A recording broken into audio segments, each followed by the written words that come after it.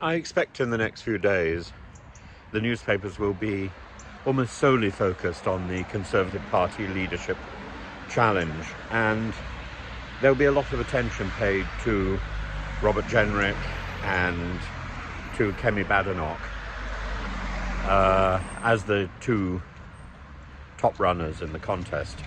I think Tom Tugendhat and Cleverly, it would be extraordinary if they get into the final two, and the likelihood of the wider Conservative community voting for Robert Jenrick over Kemi Badenoch, I think, is slight. But nevertheless, Robert Jenrick has some very questionable financial dealings and sort of cronyism, friendships, oddities going on in his background, which need investigation, and they don't seem to have acquired that much investigation. The mainstream media doesn't seem that bothered, which is perhaps a shame.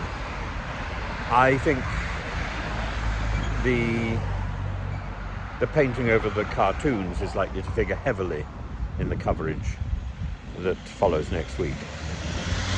But Kemi Badenoch, the big story in Kemi Badenoch's background, she was asked, what is the naughtiest thing that you've ever done?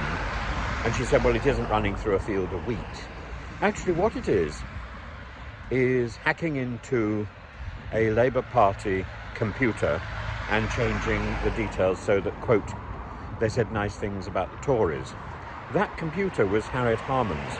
Now, she's apologised to Harriet Harman. Harriet Harman has accepted the apology, and in a sense it should end there. But hacking into somebody else's computer is a criminal offence, which potentially carries up to 5 years of prison sentence with it. What Kemi Badenoch has done is to admit to criminal activity.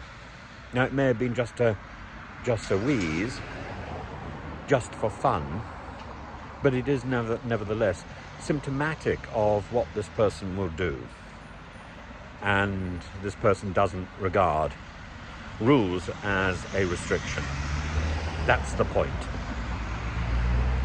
There may be financial irregularities to answer in Jenrick's background, but this thing about rules, and we saw it so clearly in the last government, that rules don't matter to people with power, that is worrying.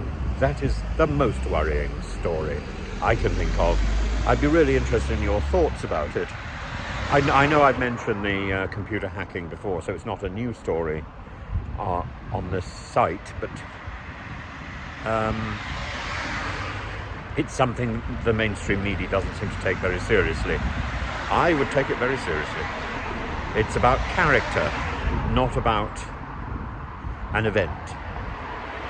And the same thing is true about the cartoon story with Jenrick. It's about character.